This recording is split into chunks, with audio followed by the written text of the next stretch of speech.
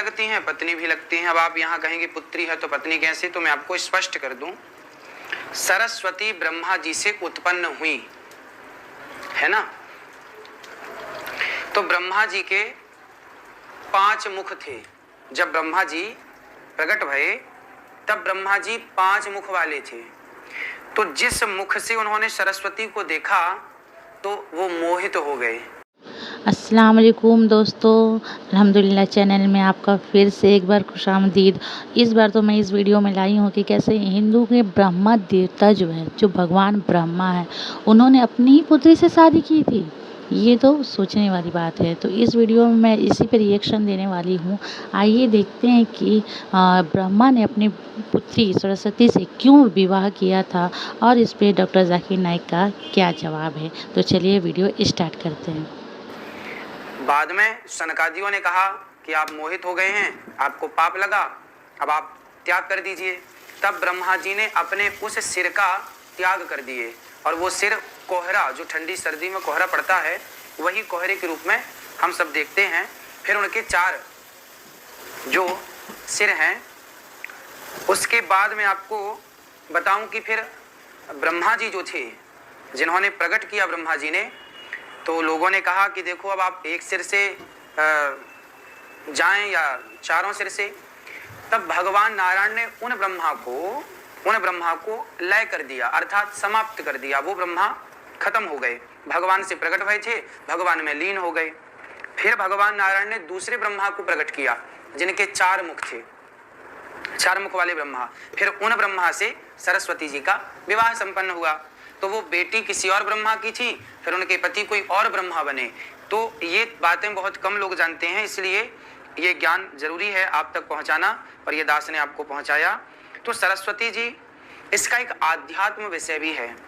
सरस्वती जी, ब्रह्मा जी का सरस्वती पर मोहित हो जाना, इसका तात्पर्य यह है, सरस्वती जो है ये विद्या की देवी।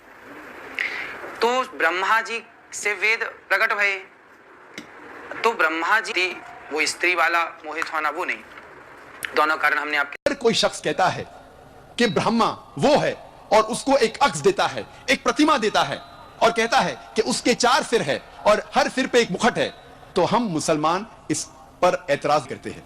और आप श्वेता सितारा उपनिषद पाठ नंबर 4 श्लोक नंबर 19 के खिलाफ जा रहे हैं, जिसमें लिखा हुआ है न तस्य प्रतिमा अस्ति, उस खुदा, उस भगवान का कोई भी प्रतिमा नहीं है। और एक नाम ऋग्वेद किताब नंबर 2 पाठ नंबर 1 मंत्र नंबर 3 में है विष्णु। विष्णु अंग्रेजी में है सस्टेनर, चेरिशर। हिंदी में हम कहेंगे पालने वाला, उर्दू या अरबी में कहेंगे रब। हम मुसलमानों को कोई एतराज नहीं अगर कोई कहता है कि अल्लाह रब है या पालने वाला है या चेरिश या सस्टेनर है, लेकिन अगर कोई शख्स विष्णु को कोई अक्स देता है, कोई प्रतिमा देता है और कहता है कि विष्णु वो खुदा है जिसके 4 हाथ है, एक हाथ में है चक्रा, दूसरे हाथ में है शंख, और वो पानी पे जा रहा है सांप के ऊपर, या हवा में उड़ रहा है गरुड़ा पे, हम मुसलमान इस पर एतराज करते हैं। और आप यजुर्वेद पाठ नंबर 32 मंत्र नंबर 3 के खिलाफ जा रहे हैं, जिसमें लिखा हुआ है न तस्य प्रतिमा अस्ति, उस खुदा, उस भगवान की कोई भी प्रतिमा नहीं है। ऋग्वेद में लिखा हुआ है किताब नंबर 8 पाठ नंबर 1 मंत्र नंबर 1 में माचिदन यदि संसद, भगवान एक ही है, सिर्फ उसकी पूजा करो, सिर्फ उसकी तारीफ करो। ऋग्वेद में लिखा हुआ है किताब नंबर 6 भाग नंबर 45 मंत्र नंबर 16 में, या एक इतमुश्ती ही, एक ही खुदा है, एक ही भगवान है, उसकी सिर्फ तारीफ करो, सिर्फ उसकी पूजा करो। और हिंदू धर्म में बुनियादी उसूल, फंडामेंटल क्रीड है एकम ब्रह्म द्योत्या नास्ते नेहना नास्ते किंचन, भगवान एक ही है, दूसरा नहीं है, नहीं है, नहीं है, जरा भी नहीं है। There is only one God, not a second one, not at all, not at all, not in the least bit. जब हम हिंदू धर्म की किताबों का मुताला करते हैं, हमें पता लगता है हिंदू धर्म में खुदा, भगवान का सही तस्वुर। अब हम तस्करा करेंगे मजहब इस्लाम में खुदा का तस्वुर, अल्लाह का तस्वुर। और सबसे बेहतरीन जवाब कोई भी मुसलमान आपको दे सकता है वो है आपको कहेगा सूरह इखलास के बारे में, सूरा नंबर 112 आयत नंबर 1 से 4, जहां अल्लाह सुब्हानहू व तआला फरमाते कुल हु अल्लाहु अहद, कहो कि अल्लाह एक है, अल्लाह समद, अल्लाह बेनियाज है, लम यलिद वलम यूलद, ना वो किसी को जनता है ना किसी से जना है, वलम यकुल लहू कुफुवन अहद, उसके जैसा कोई नहीं है। ये 4 आयतों जो सूरह इखलास की है, सूरा नंबर 112 आयत नंबर 1 से 4, ये अल्लाह सुब्हानहू व तआला की तारीफ है। इसे मैं कहता हूं द टचस्टोन ऑफ थियोलॉजी। थियो मीन्स गॉड, खुदा, लॉजी मीन्स स्टडी, जिसके मानी है स्टडी ऑफ गॉड, खुदा की स्टडी। ये टचस्टोन है थियोलॉजी का। टचस्टोन उर्दू में मैं कहूंगा तलिस्मा। आप जब कोई जौहरी के पास जाते हैं सोना खरीदने या बेचने के लिए, और आप जानना चाहते हैं कि सोना कितना खरा है, तो आप जौहरी को देते हैं, आप ये सोना जौहरी को देते हैं, और वो सोने को टचस्टोन से एक पत्थर से घिसता है, और जिस तरीके का रंग उस पत्थर पे आता है, फिर वो आपसे कहेगा कि ये सोना हो सकता है कि 22 कैरेट का है, या 20 या 18 कैरेट का है, या हो सकता है वो सोना ही नहीं है, क्योंकि हर चीज जो चमकती है वो सोना नहीं है। All that glitters is not gold. इसे कहते हैं टचस्टोन। सूरह इखलास is the touchstone of theology. जो भी खुदा की आप इबादत करते हैं, अगर आप जानना चाहते हैं कि वो सही खुदा है या सही भगवान है, आप उस भगवान, उस खुदा को जांचो सूरह इखलास की बुनियाद पर, और फिर आपको पता लगेगा कि जो खुदा की आप इबादत कर रहे हैं वो सही खुदा है कि नहीं। मिसाल के तौर पे कई लोग भगवान रजनीश को खुदा मानते हैं। एक तकरीर के बाद जब क्वेश्चन आंसर का सिलसिला चल रहा था, एक हिंदू भाई ने मुझसे कहा, डॉक्टर जाकिर नाइक, हम भगवान रजनीश को खुदा नहीं मानते। मैंने कभी भी नहीं कहा कि हिंदू भगवान रजनीश को खुदा मानते हैं। मैं हिंदू धर्म की किताबों को पढ़ चुका हूं, कहीं भी नहीं लिखा हुआ है कि भगवान रजनीश खुदा है।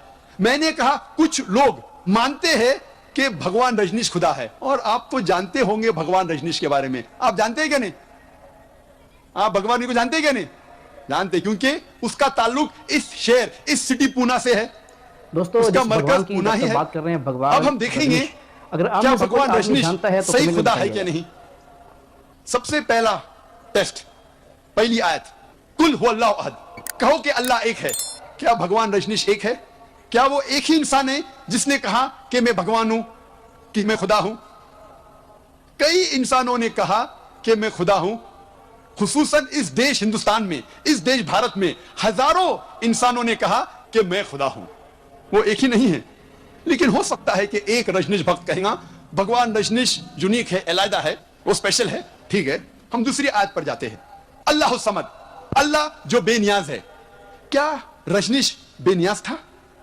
हम जब उसकी आत्मकथा पढ़ते हैं, ऑटोबायोग्राफी पढ़ते हैं, इस ऑटोबायोग्राफी में लिखा हुआ है कि भगवान रजनीश अस्थमा की बीमारी थी, रीढ़ की हड्डी की बीमारी थी। आप सोच सकते हैं, खुदा को, भगवान को डायबिटीज है, भगवान को, खुदा को अस्थमा है, रीढ़ की हड्डी की बीमारी है। तीसरी आयत, लम यलिद वलम युलद, ना वो किसी को जना है ना किसी से जनता है। He begets not, nor is he begotten. हम जानते हैं कि भगवान रजनीश के वालिदैन थे, माता भी थी और पिता भी थे, और उसकी पैदाइश मध्य प्रदेश में हुई। और सन 1981 में भगवान रजनीश अमेरिका, यूएसए जाता है, और वहां एक शहर Oregon, in the state of Oregon, वो अपना एक गांव बनाता है जिसका नाम था रजनीशपुरम, और वो हजारों अमेरिकनों को बेवकूफ बनाता है। उसके बाद अमेरिकन गवर्नमेंट उसे गिरफ्तार करती है और जेल में डालती है।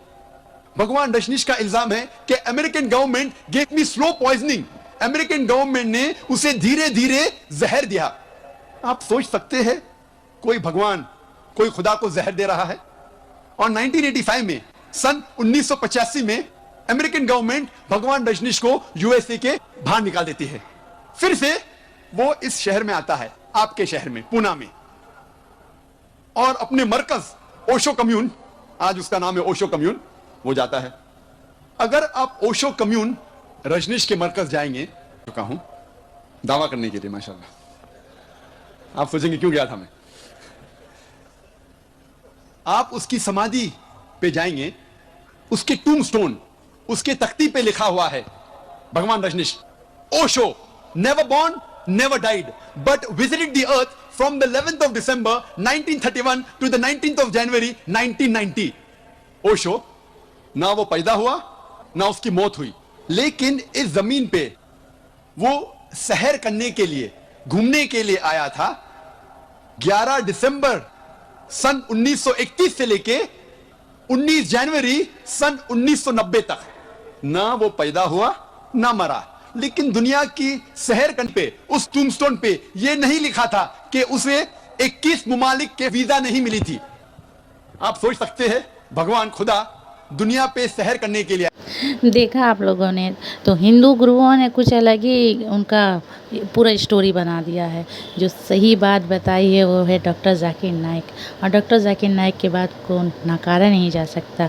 तो यही थी आज की वीडियो। मिलते हैं नेक्स्ट वीडियो में, तब तक के लिए अपना ख्याल रखिए। अल्लाह हाफिज़।